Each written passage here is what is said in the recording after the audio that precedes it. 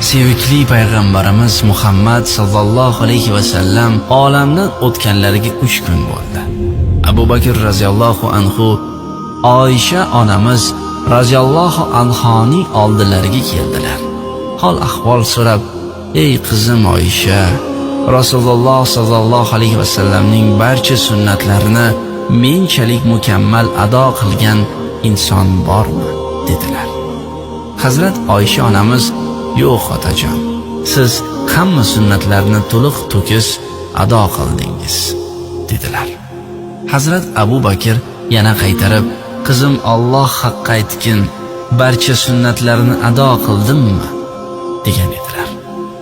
Oysha onamiz roziyallohu anha yig'lab yubordilar-da va "Otajon, Alloh haqqi deganingiz uchun aytaman. Rasululloh sallallohu alayhi va sallamning bir sunnati bor edi. Hech kimga aytmang, yo Oysha" der edilar. Arab bozorining oldida bir uy bor. U yerda bir 80 yoshga kirgan tug'ma ko'r nogiron, hech kimi yo'q yahudiy qariya yashardi. Payg'ambarimiz Muhammad sallallohu alayhi va sallam har kuni yarim tunda tahajjud namozlarini o'qib bo'lgach, hamma uyquga ketgan paytida o'sha yahudiyni uyiga borib, uni yuvintirib, kiyimlarini yuvib, ovqatlantirib kelardilar, dedilar. Buni eshitgan Hazrat Abu Bakr roziyallohu anhu tahajjud namozini o'qidilar-da, yahudiyning uyiga yo'l oldi.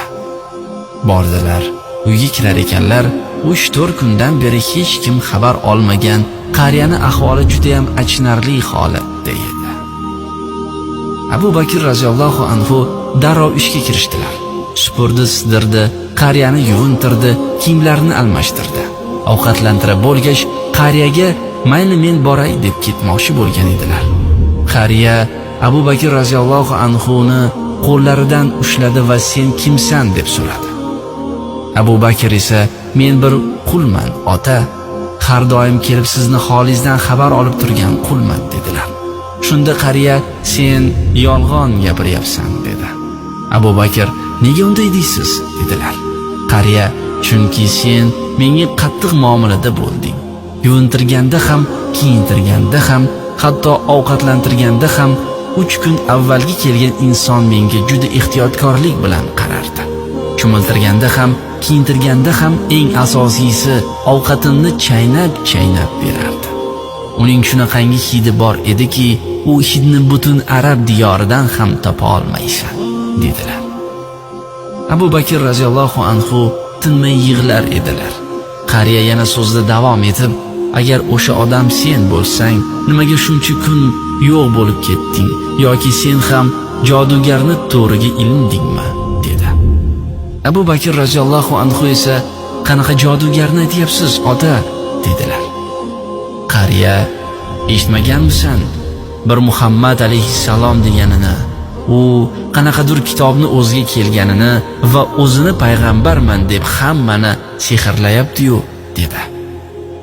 Shunda Abu Bakr roziyallohu anhu dod devordilar va "Ey ota, to'xtang" dedilar.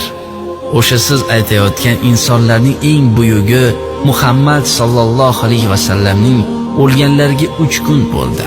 Aslida siz jodugar degan o'sha inson shuncha yillar davomida sizning holingizdan xabar olib turdilar. Qarang, 3 kunda qanaqa holga tushibsiz" dedilar. Qariya qotib qoldi va "Unda sen kimsan?" dedi. "Men Abu Bakrman" dedilar. Qariya ham dod deb yig'lashni boshladilar va "Ey Xudo, meni ko'zimni ko'r, oyoqlarimni cho'loq, nogiron qilib yaratganing yetmasdan qalbimni ham ko'r qilgan ekansan" deb yig'lardi va "Ey Abu Bakr, sen guvoh bo'l, Allohning yagonaligiga va Muhammad sallallohu alayhi va sallam uning payg'ambarligiga guvohlik beraman" dedi-da Abu Bakr roziyallohu anhuning qo'lida jon berdi.